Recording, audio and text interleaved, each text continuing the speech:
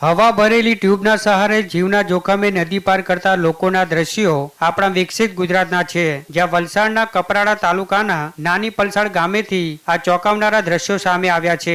ગામ વચ્ચેથી દમણગંગા નદી પસાર થાય છે। હાલ ગુજરાતમાં ચોમાસાએ ધમાકેદાર એન્ટ્રી કરી દીધી છે, જેના કારણે નદીઓ અને ડેમો છલકાયા છે। ત્યારે ઉપરવાસમાં પડેલા ભારે વરસાદના કારણે દમણગંગા નદી બે કાંઠે વહેતી થઈ છે, જેના પરિણામે ગામ બે ભાગમાં વહેંચાઈ ગયું છે અને એટલે જ ગામ લોકો ગામના એક તરફથી બીજી તરફ જવા જીવના જોખમે માત્ર હવા ભરેલી ટ્યુબના સહારે જઈ રહ્યા છે।